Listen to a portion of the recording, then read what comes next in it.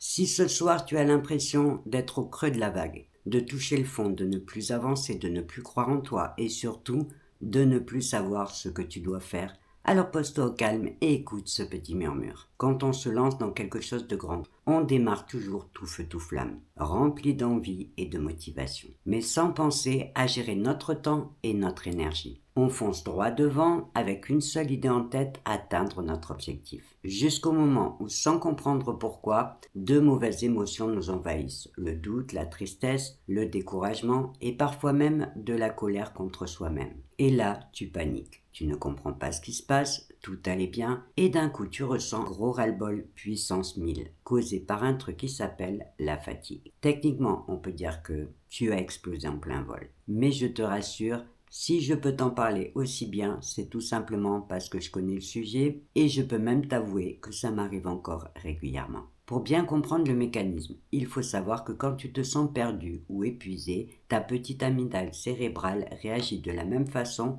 que si tu devais faire face à un danger physique. Elle prévient ton petit cerveau reptilien et à tous les deux, ils enclenchent le mode survie. En commençant par mettre ton petit cerveau rationnel en veille pour économiser l'énergie et la concentrer sur une seule mission, assurer ta survie. Et c'est ce qui explique ta sensation de brouillard mental, ton incapacité à réfléchir et ce flot d'idées négatives qui tournent en boucle dans ton esprit. Mais tu sais quoi? La vérité, c'est qu'on oublie trop souvent qu'on ne peut pas être à fond H24 et 7 jours sur 7, en sachant qu'essayer de lutter contre cet état ne fait que l'aggraver. Tous les nageurs le savent, quand on est fatigué, la meilleure solution ce n'est pas de continuer à s'agiter, mais de faire la planche pour reprendre son souffle et retrouver son calme. T'accorder du repos et du calme va non seulement te permettre de recharger tes énergies, mais aussi de laisser un temps libre à ton cerveau pour se réorganiser. Parce que même quand toi tu ne fais rien, ton cerveau lui continue à travailler en arrière-plan. Il trie, il range, il remet de l'ordre dans ton espace mental pour petit à petit te redonner de la clarté. Une fois qu'on comprend le mécanisme, on réalise alors que ce creux de la vague est au final